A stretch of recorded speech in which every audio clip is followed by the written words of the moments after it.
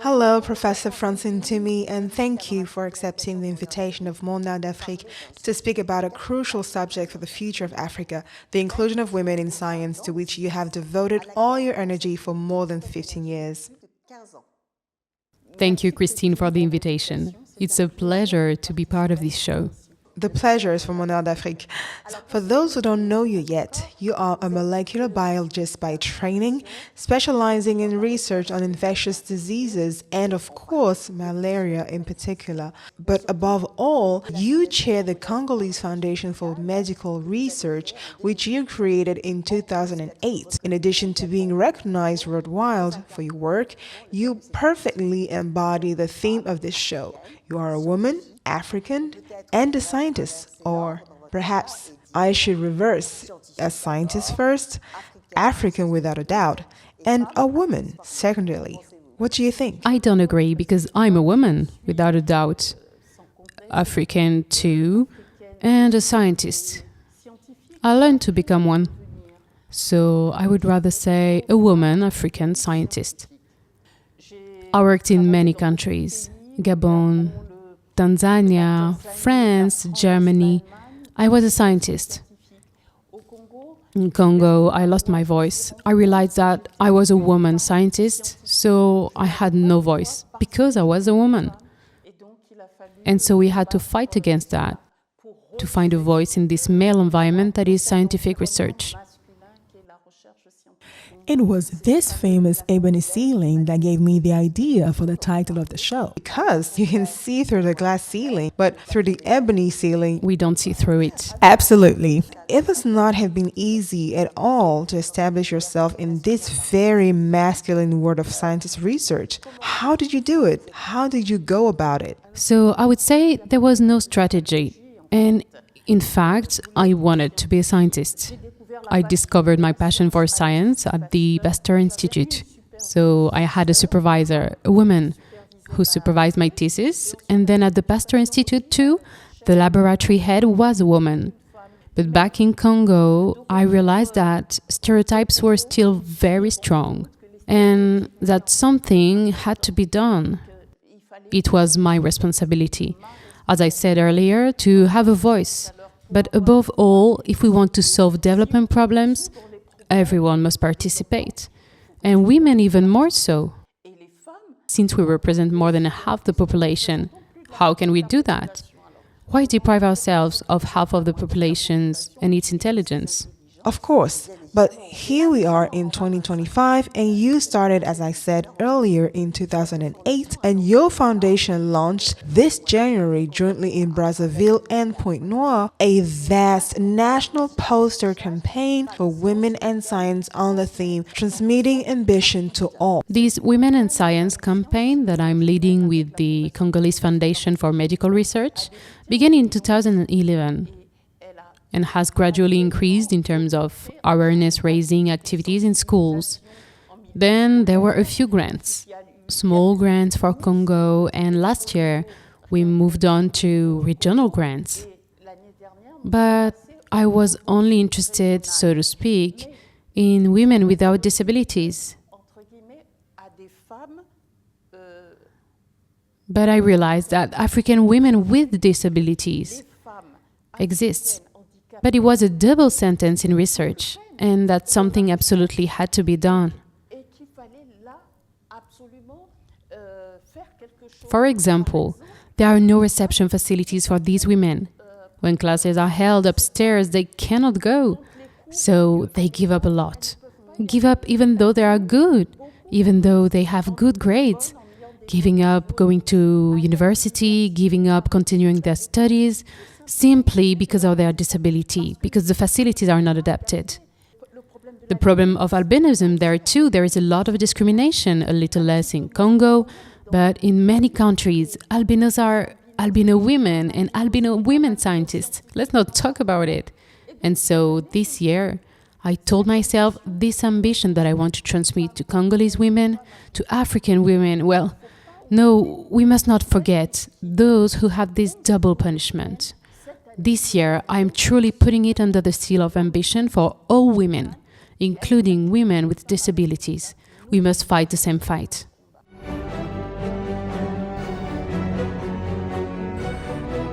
We're now going into the field to try to understand how African states are going about encouraging women's access to research. We are looking at facilitating access through specific measures.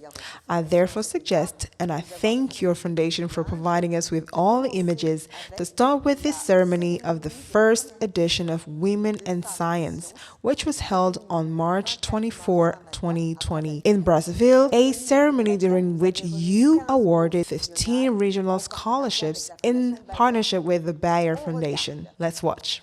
15 women scientists were recognized for their research, including artificial intelligence in cellular and molecular biology, and organic chemistry and ecology, and many other fields for the advancements of science. This sub-regional scholarship of 900,000 CFA francs was awarded by the Congolese Foundation for Medical Research, headed by Professor Francine Ntoumi. These women from 7 countries, including Congo, the Democratic Republic of Congo, Equatorial Guinea, Central African Republic, Chad, Gabon, and Cameroon, to invest in their research, some of which aim to find solutions to various diseases such as malaria and HIV/AIDS that are prevalent in their countries. It is therefore with great pleasure and emotion that we participate today in the first edition of the Regional Women in Science Grants. During this new edition, we are providing special support to women scientists and mothers.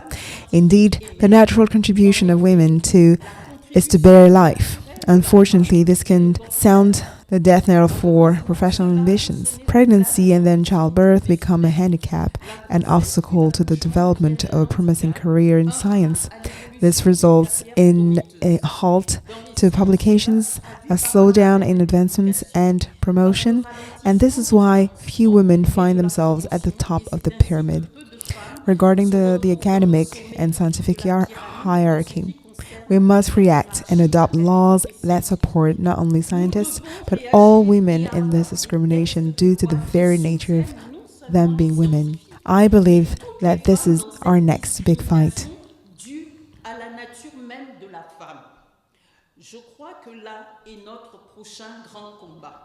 It made me extremely happy because this scholarship will allow me to finish my thesis work and defend my thesis. Not only that, it is a source of pride to be recognized as a female scientist.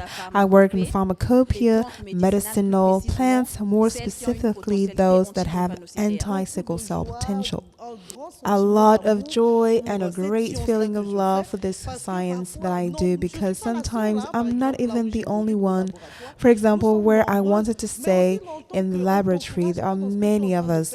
But as long as we don't encourage you in what you're doing, you can give up. So a little encouragement gives you even more hope to move forward.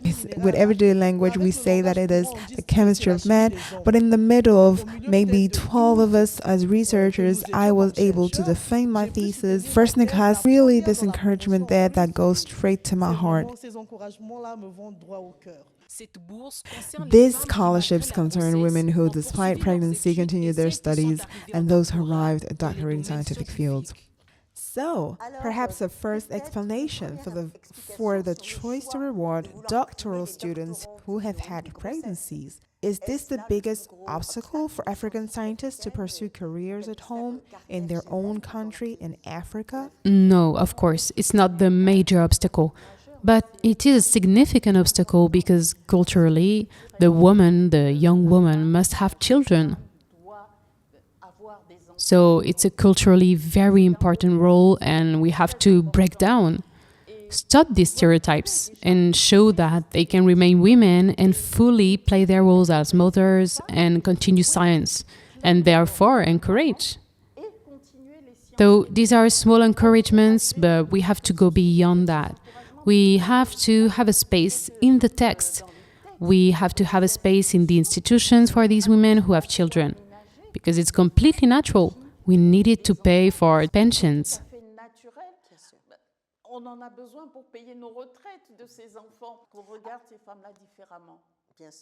So my second question concerns the choice of countries. These are regional scholarships, and you have currently chosen 7 countries. That is essentially CEMAC plus Chad.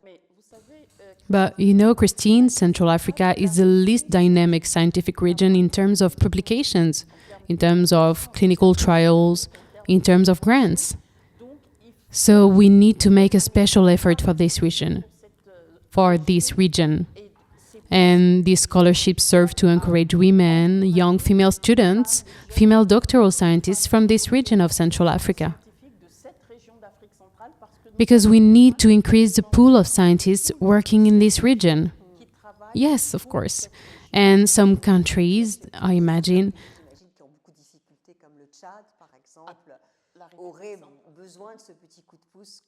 in all our countries, in all our Central African countries, the number of scientists is extremely low. In South Africa, in Central Africa, there are very few scientists. So if women want to get involved, let's encourage them.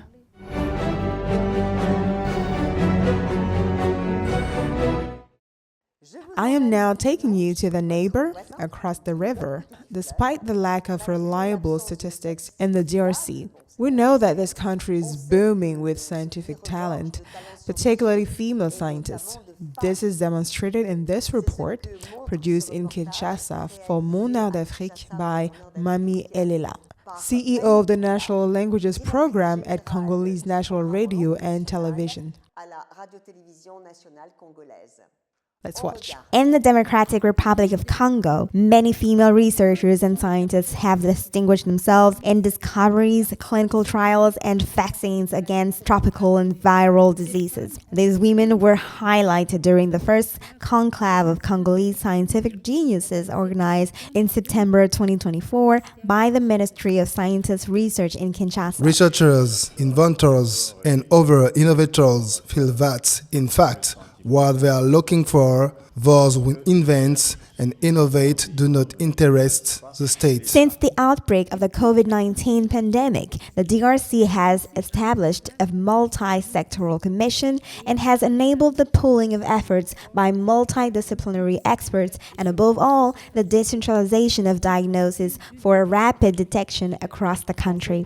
In this pooling of efforts, several women have held key positions in implementing strategies for rapid detection and diagnosis for the virus. The RB laboratory has been modernized on molecular diagnosis on one side and economic diagnosis on the other.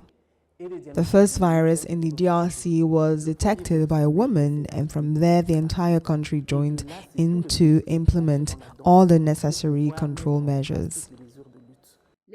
Congolese scientists also stand out in the medical field, highlighting the 13 or more medications for pregnant women, but also the care of women in armed conflict zones, as indicated by Ms. Annie Kamala, president of the Midwives Associations. Prescriptions were even given while driving. Of course, in our country, there are some restrictions on this because there are other categories from health professionals who don't recognize the fingers of midwives who prescribe. There are methods that have been developed to help midwives work in despite context and circumstances. We had discussed more about FP and PP, so how to intervene after childbirth, insert the PP duos. The competent authority to renew efforts to make the discoveries of women researchers competitive, in particular the studies of the dynamism and transmissions of the virus carried out in the DRC to prepare for the future pandemic at a continental level. So, your reaction? There is still reason to be proud that it was a woman who first detected this virus, the SARS-CoV-2. It is still something notable. Yes, absolutely. But in the DRC, women are very creative. It's a very large country and women are very creative. In this report, I see that the Ministry of Scientific Research of the Democratic Republic of Congo is putting in place mechanisms to encourage this. And I believe this fair was the first of its kind to showcase Congolese talent. That's great. We have to continue this, realize that we have talent, but I even think we know it. But then what do we do to make it go further? To get the patents, to commercialization. So we have to continue this effort. Yes, it may be a question of resources to change in these cases. And of course, but do you think our countries are all that poor? Do you think our countries are that poor? I'm not sure. Yes, but in fact, the reason why I wanted to have the report to show the realities in Congo is precisely because, as you are very active in Pan-African scientific bodies, I wanted to ask you this question. For the case of COVID-19, has it really helped to pull research efforts in Africa? Because I remember President Tshisekedi coming to Paris after the pandemic for a conference on refinancing Africa and campaigning hard for vaccines to be manufactured in Africa. One of the lessons learned from the pandemic is realizing that we were too dependent on the North.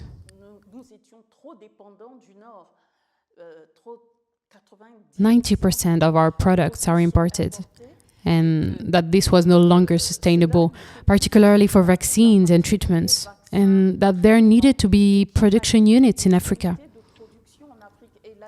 And Africa has been working on this. The African Union has been thinking about and working with the African Development Bank, Afreximbank, to name but a few, to put in place support mechanisms to develop local production of vaccines, medicines, and certain medications. This would help reduce costs and meet demand.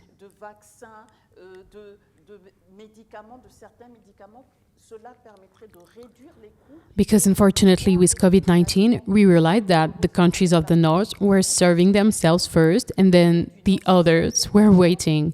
That's it. The other one remains Africa. Africa is the poor parent, yet again. Exactly. And so there's also the strengthening of research capacities, hence training women, but also thinking about having vaccine and drug production units on the continent. Several units, obviously. And in this, did the DRC really take the lead, or did it come from a mutual effort? So I would say that there has been great leadership from the African Union. There is the MAA, the African Medicine Agencies, which is set up and implemented by the member states to be able to develop and set up these production units and seek funding. Now, I would say, I pray that it is not just beautiful text, a beautiful resolution, because it is very good on paper. This project really needs to go all the way, and we need to have an effective way day across the continent. So for the moment, there is no African vaccine that has yet come out of this laboratories? Not yet. Let's hope it happens soon.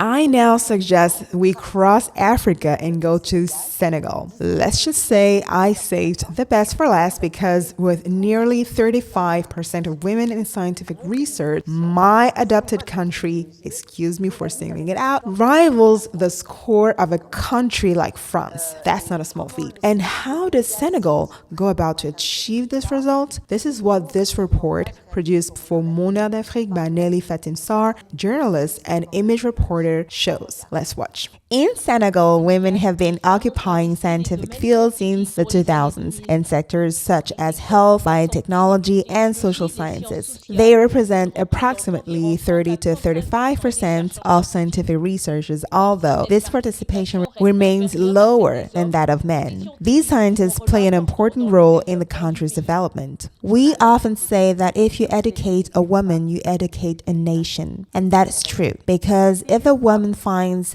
something that has an impact on the population, she doesn't just wait for the scientific publication that will allow her to move forward, but she transforms it into a popularization tool to inform the community, so that the community can take the necessary measures and benefit from the results of this research. Many programs have helped reduce gender inequality by encouraging women's participation in research and innovation. This is particularly the case at the Pasteur Institute in Dakar, where 44% of the researchers are women, with the ultimate goal of increasing this figure to 60%. We have created a system where women who are old enough to have children have access to daycare. we have developed a program that allows them to access leadership positions. And regarding the management of the Institute, at the top management level, we have also decided to put women in charge of key issues such as finance, partnerships, and supply chain. Because at this level, we can quickly see that their involvement is drastically changing things. With initiatives such as the L'Oreal Foundation for Women in Science Scholarships, their access to research is favored. One of the 2023 winners, Fatou Lonyang, is a pioneering doctoral student in artificial intelligence. It was a calling. This time, we have to go much further. After receiving the prize, I told myself that now, maybe I made a mistake. I'm no longer staying at the university, for example. The thesis will be monitored and the results must be more concrete and more significant for Senegal, but also for others who have an eye on the work I'm doing. While Senegal is one of the countries that invest the most in education in sub-Saharan Africa, cultural constraints and persistent gender biases often keep women away from teaching science, technology, engineering, or mathematics. To address this, the current government, following in the footsteps of its predecessors, has proposed promising initiatives to encourage young girls to become interested in science from an early age and pursue careers in So, your reaction? It's encouraging. We need to learn from what others are doing to move faster. And so Senegal has grown in just a few years. We see the number of women. As Dr. Amadou Salem said, the number of women in top management positions. And we see the difference at the Pasteur Institute in the results, which are excellent. So the training, the education, the keys are there. Now we need to apply and copy them to be able to multiply this positive example in all our countries. But it has been said that cultural barriers are still being seen, and we're coming back to them. and we'll come back to it. But I'm like you. I also remember what the director of the Pasteur Institute says, which for our audience is completely independent. The Pasteur Institute in Dakar no longer has anything to do with the French Pasteur Institute in Africa. So I do indeed support the creation of conditions. There's the same concern as you. When you honor doctoral students who have had pregnancies, he ensures that these women researchers can have a nursery and can be both mothers and scientists and can pursue their careers. I think that creating conditions might not even be expensive to put in place. It's a question of willpower, and even for 1 franc or 100 CFA franc invested, I believe that the return on investments is so much greater. Multiply by 10 or by 20, because a peaceful mind is so much more productive. Well, despite all these good news regarding Senegal, the fact remains that cultural constraints persist. Has that struck you in the end? Isn't it rather the responsibility of African governments to change mentalities? I think we all need role models, and there were very few successful African female scientists. So here too, what many foundations that had this same objective of increasing the pool of women scientists use is to highlight women to show that, well, they have succeeded. So you can succeed. And I always set the example by saying, but these role models were there. But these models didn't look like us. So it's important to have role models who look like us. And for the Congo, my humble self is put on these posters because everyone knows that I'm a real scientist. I'm not a model who's quote-unquote posing, taking on the role of a scientist. No. So that our young girls identify with it and say to themselves, well, she's like me, she succeeded. So I'm capable of doing what she did, and not even doing what she did, but doing better than what she did. This is what we are trying to do by multiplying these role models in many countries. Well, yes, indeed. I think it was essential, and I believe that Congo is lucky to have found you at least. There are others, but it was important to highlight, to put forward, to have visibility on these women scientists because there are many, but they were not visible. They were not seen. We did not hear them. We did not see them. We've now reached the end of this first part, but if you want to know everything there is to know about the inclusion of African women in science, stay tuned.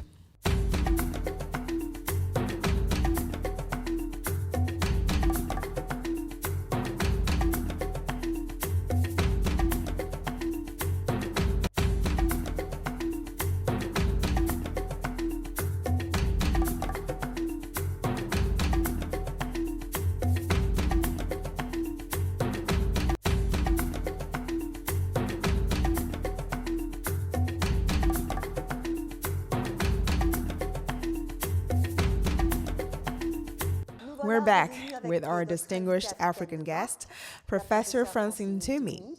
In addition to her research activities on infectious diseases and her field work with her Congolese Foundation for Medical Research, she is the first African woman to head the office of the Multilateral Initiative on Malaria. What exactly does it mean to be at the head of this office? So that means seeking funding to finance projects led by African scientists in collaboration with scientists from around the world. It means communicating about this disease to raise funds. It means regularly holding the largest conference on malaria, again with all that decision makers and scientifics to take stock of the issues and find direction for research. Because the multilateral initiative on malaria and the initiative that is thinking about the development of diagnostics, vaccine, and treatment from a scientific perspective, Rollback Malaria is about disease control. It's about operational issues. Now, what would you recommend to young Africans who want to do scientific research? To go abroad for training and a career first and then return? Or have things changed already and it is possible for female scientists in Africa today to stay in her own country? No. Scientists should stay in his country. Science is universal, knowledge is shared, so we learn from each other. So an African scientist must go and train in the north, just as a scientific from the north must come and train in the countries of the south. Have you received researchers from the north? Of course, I work on infectious diseases, especially deadly diseases, which are very important on the continent. And so scientists from the north, from the United States, Germany, or France, who want to work on these diseases, have a great interest in coming to see what's really happening, how this disease really manifests itself on the ground. Because there's a difference between working in a beautiful laboratory in the north on tubes with infected cells in rats and mice, but seeing a person in their ecosystem. The disease is expressed by taking into account many factors. And to understand them well, you have to be in the field and collect data.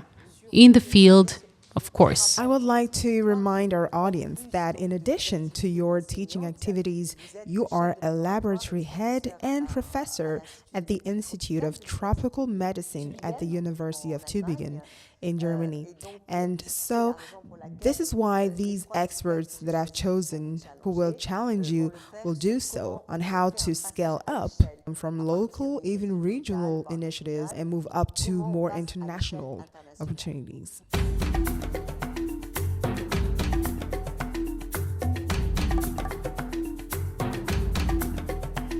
So, my first expert's question, first of all, she heads the program Women in Science at UNESCO. We'll listen to her now. My name is Anna Paula Coppola, and I work as the coordinator for the L'Oreal UNESCO Women in Science program, which you very well know, and I'm delighted and honored to be able to ask you a question today about the role of women in science, a topic that is anchored in UNESCO's mandate. You are well known for your scientific work on infectious diseases, which has had a significant impact on public health in Africa. Your research perfectly illustrates the role women can play in the continent developments. In your opinion, what are the necessary tools to enable the scaling up of these initiatives in other regions in Africa and beyond? And furthermore, how does the UNESCO Program for Women in Science achieve this for women? This program, which aims to support, promote, and recognize women scientists worldwide by highlighting their contribution to research and education, could it support the promotion and support of African women researchers to meet the challenges of tomorrow? Thank you. Thanks for your attention. So we'll start with the first question from Ana Paula Coppola. So we should already promote the research profession in Africa because it is undervalued with very unattractive salaries. So promote this profession, show its importance, then therefore allocate the necessary budgets, have a well-equipped laboratories that allow our young women to be able to work and do quality work on site. And obviously put in place support measures, appropriate scholarships that sometimes allow them mobility that allows them to leave their families with their husbands and children. That allows them to live with their family, with their husband and children. So mechanism and support measures would need to be adapted to scale up and thus promote excellence in science. When would female leadership be needed to raise this profile and attract many more young girls? So mechanism and support measures would need to be adapted to scale up and thus promote excellence in science. Okay, so as for the second part of this question, we can clarify it a little more.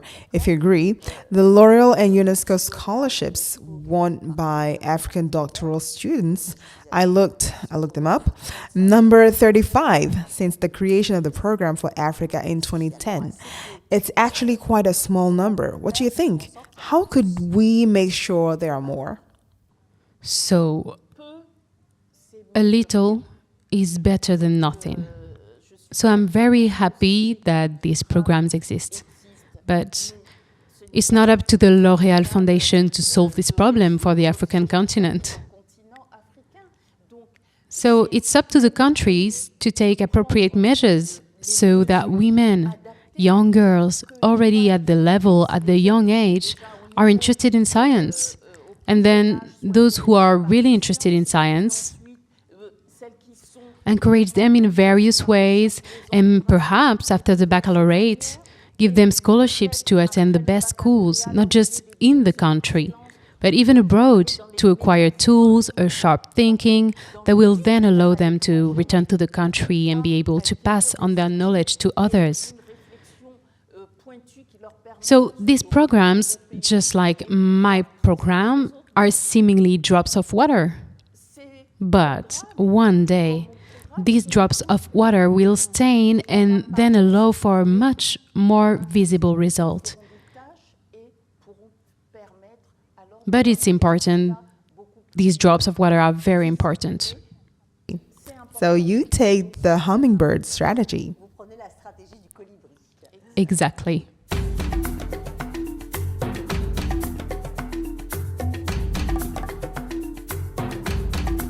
So, my second expert is the head of the Gabriel program at the Marien Foundation, whom you know well since you've just joined. She's a molecular biologist like you, but she specializes in microbial resistance to antibiotics. Let's listen to her.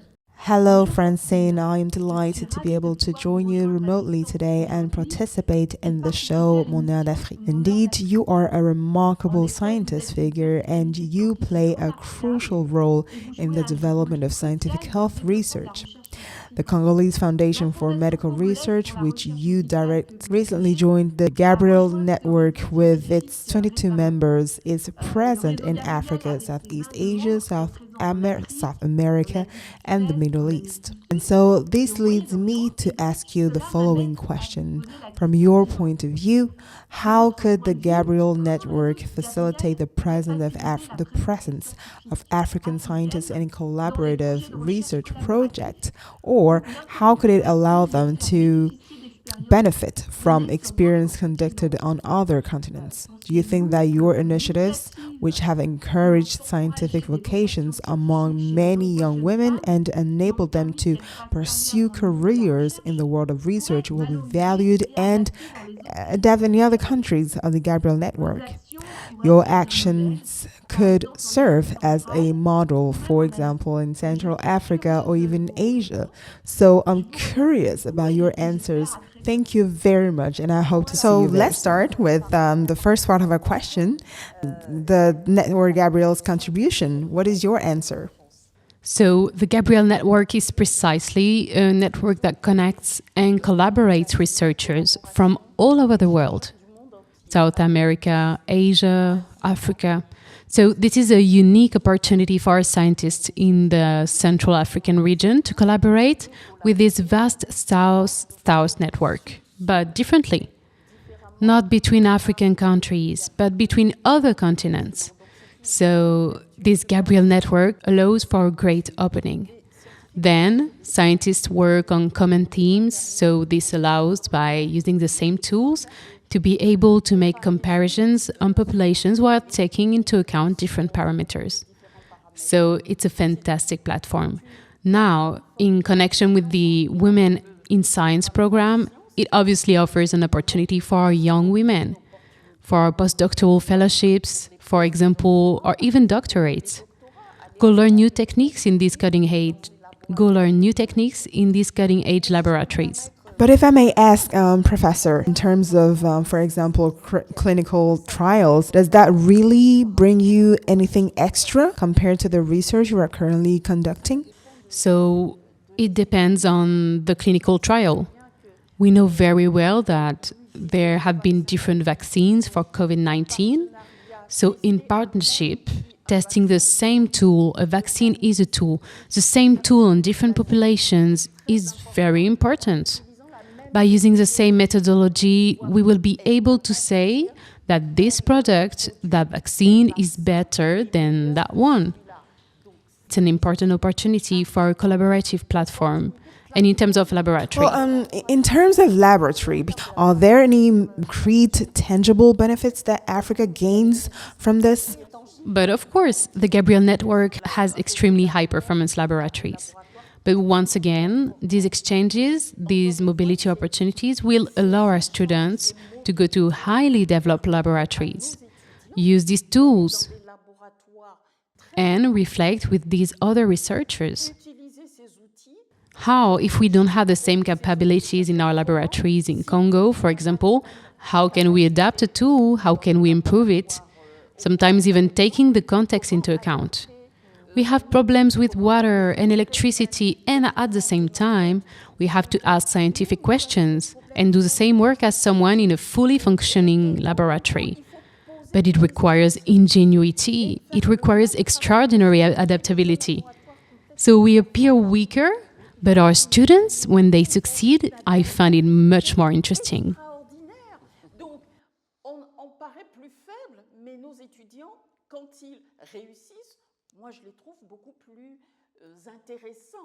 That's something I hadn't quite thought about at all. And indeed, sometimes power outage can make you a genius. Oh, yes. Oh, yes.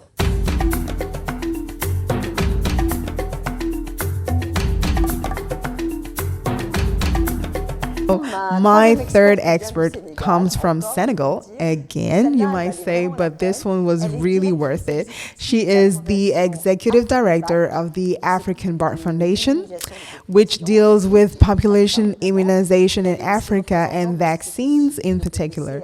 She is also a civil society representative on the PPC and PPT of Gavi, a major institution ever there was one for vaccines, and she is also a member of Hervé. Let's listen to her. Professor Ntoumi, I am Anne-Marie from Dakar, Senegal, and really honored to send you my greetings and my respect for such a remarkable work you are doing as one of the most renowned experts in the fight against malaria and president of the Congolese Foundation for Medical Research. I would like to hear your perspective on the relevance of actively continuing research on malaria vaccine in Africa. At this time when advances such as the RTSS and the AS01 vaccine offer limited efficacy, do you believe it will be strategic to redirect part of the research or resource toward other emerging or priority disease such as non-communicable disease or zoonoses? And furthermore, what leading role could local foundations like yours could play in shaping these priorities and complement the effort of major international organizations such as the Global Fund, Rollback Malaria, or Gavi? More specifically, could such organizations mobilize sustainable financing and ensure that community ownership will be with them while contributing to the global immunization strategies in sub-Saharan Africa? So, the question about the malaria vaccine. So, there are currently 2 vaccines for malaria. 2 approved vaccines recognized by the WHO, mice, RTS, and R21. These vaccines that are not very effective, but we can say that they have a certain effectiveness. They save children's lives. So even if the effectiveness is not optimal, they should not be neglected. Second, research must continue. We know very well that the development of a vaccine or a drug takes 20 to 30 years. Why stop in the face of these difficulties? A vaccine against a parasite, there is nothing more difficult. So there aren't any vaccines against a parasite? For very few. So science must continue to work, so I'm for it. On the contrary, we must mobilize more resources to find the right antigen, the right presentation of the antigen, the right structures that will increase the effectiveness of these 2 vaccines, and find a third vaccine. There are vaccines in the pipeline that lack the funding to move to phases 2 or 3. These vaccines would, of course, need to be found in the region where malaria is most prevalent, namely Africa. Then, in the mobilization of resources, it would be necessary for African scientists, to participate much more. And there, we have a gap of several $1 million per year for the fight against malaria. Those who are suffering in these countries, who are suffering from these diseases, should invest more to provide more resources, to enable scientists to make major advances. We cannot expect major advances when we do not provide the appropriate funding for this. Yes, I repeat, the countries that are suffering, the countries where the disease is endemic, must put much more money into the fight against this disease. For the moment, we clearly see that over the past few years, it's been a plateau. These countries are still providing the same level of funding, while extramural fundings outside the continent are increasing. In Africa, when you have malaria, you treat it with plants, with NAM and other things. Whatever the name, we need to find a long-term treatment or treatments, because with all the treatment we have, we are faced with parasite resistant to these drugs. For that, we need to provide funding so that there are researchers working on the fight against the vector, against mosquitoes, because there too, there is a resistance against all molecules, against all insecticides. contre le vecteur, contre les moustiques, parce que là aussi, il y a de la résistance contre toutes les molécules, contre tous les insecticides. Gavi, madame travaille pour Gavi. Gavi works for Gavi. What Gavi does is very good, but once again, we will succeed in fighting this disease when we consider that it is our first problem before being the problem of others. Yes, actually, I wanted to challenge you a little on the second part of her question. Basically, she's asking you what you can do to guide giants like Global Fund, Rollback Malaria, or Gavi. Does your foundation have the shoulders to tell these people how to direct their funding? So I'm going to tell you something, Christine. This, I would almost say that it's been the fight of my life since I became a scientist. I'm ashamed. The research I'm conducting today is funded primarily by external sources. But I wish I didn't need that kind of support. I'd like to be able to turn to my government or the African Union, and for the African Union to have funding to address the problems that are the problems of our populations. I work on malaria and other infectious diseases that are major illnesses for our populations. I'm modestly trying to find solutions, but modestly, I'm trying to find these solutions with money that I come to ask from outside, so that I can try to respond as much as possible. It's not good.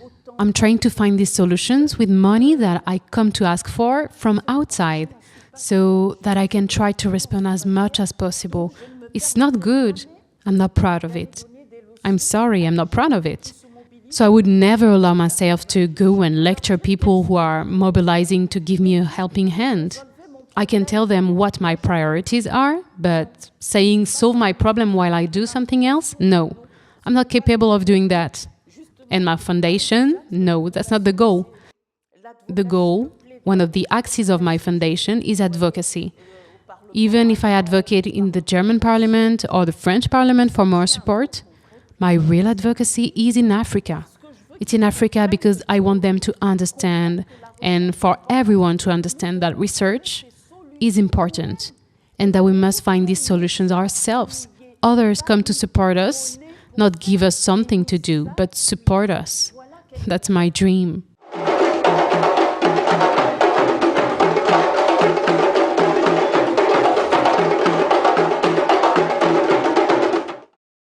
We have now reached the end of this program, but we have a closing segment, Ebony, to mark the tempo of the relationship between Africa and France. And of course, with you, it is scientific cooperation between Africa and France that I would like us to talk about. You received the Nobel Prize, the African Union Prize, but also the George Foster Prize, as well as the German Federal Service Cross, at the same time as the Christophe Mérieux Prize in France. So there's a lot of news with the official inauguration on December 17, 2025 of the Academy of Lyon. President Emmanuel Macron wants to make it an international reference center for training in healthcare professions. Do you think Africa is concerned? Well, I think it's great. Now, if your question is whether there should be an equivalent center on the African continent to be able to train more people, because it's good that there is the possibility of training in Lyon on site, but we will inevitably train fewer people due to the cost of travel. Whereas, if there is an equivalent center on the continent, obviously, the travel cost will be lower, so we will be able to train more. So in this sense, obviously it is preferable. It would be desirable to have an equivalent center, if possible, on the African continent to be able to train. I believe there will be a shortage of some 5 million health workers who will be needed in the coming years, given the explosion of the African population. All goodwill is welcome. So, on the state of scientific cooperation between France and Africa, what is your position? No, that's a funny question. It's true that the discussions are mainly in English because it's a language of science. I can tell you that we meet with French scientists and we talk about science, we talk about projects, and we move forward. We move forward. I can assure you that we watch politicians get into arguments that don't concern us because we know that diseases take planes and spread very quickly. Les maladies prennent l'avion et se propagent très vite. So diseases don't choose countries or nationalities in this regard. I was very surprised and astonished to see the concern of French scientists regarding the situation in Mali and Burkina Faso. Les scientifiques français face à la situation justement au Mali et au Burkina parce que il y a des Because there are projects that had begun extremely interesting studies that were done in collaboration. Students who are trained by teams that are in Mali, that are in France. So these were really very interesting scientific exchanges, and they worked very, very well in terms of publications. So I can tell you that these exchanges continue and that the scientists are not at odds. So, well, all these good words, 1,000 thanks to you, Professor Francine Ntoumi, for having accepted this invitation. Thank you for the invitation and for the great time we had.